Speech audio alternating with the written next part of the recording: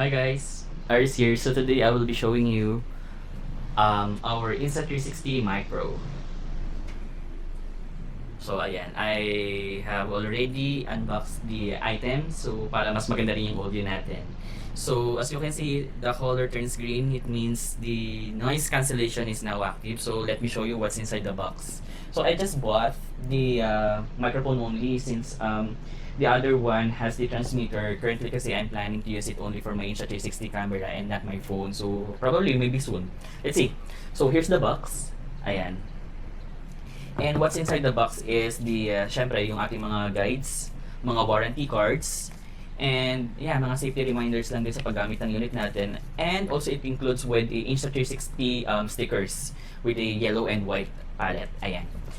Syempre, it includes with some accessories din. It includes a little pouch. It seems like a coin purse and seems super nice naman ng fabric niya. Very soft and alam natin di magagasgatas and safe yung item natin dito kasi meron siyang a little foamy feels inside, yeah. And then, what's inside? We also have here a charging port, which is a C2C since the item itself is a rechargeable. And we have here a windshield. This will help for the noise reduction. And also, the last one, a magnetic button. Since currently I've been using for a clip. Yan. For me kasi mas convenient siya. Unlike here na pag tinanggal mo siya sa pagkakabit, kailangan mong alalayan yung magnetic niya sa likod ng clothes mo kasi ano siya, malalaglag. So, for this one, I think this one is much convenient. So, that's included with the pouch. And what I really love about this item is, you know, very customizable yung image natin here.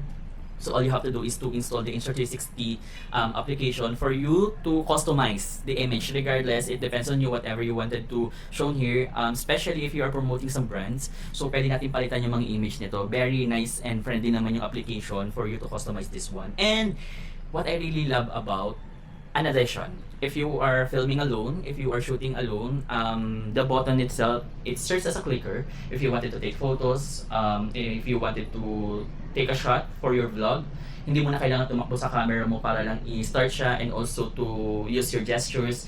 It will serve as a clicker for photos and start your videos and also to end it up. And may option din siya if you don't want to use the noise cancellation, meron din siyang mute.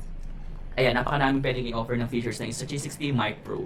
So, yeah, that's it for today. But if you wanted to see a further review, if you wanted to know better or more information about this one, feel free to drop your comments or questions here sa ating comment section for me to provide some answers with you regarding this one. So, sabay-sabay natin i-discover this. This is also the first time that I've been using this microphone. And a couple of weeks ago, since I bought this one, yeah, I think this one is a good investment for my Insta360 camera. Justifiable, yeah. So feel free to comment down below whatever you wanted to ask. Yeah, this is our Insta360 Micro. Ayan. And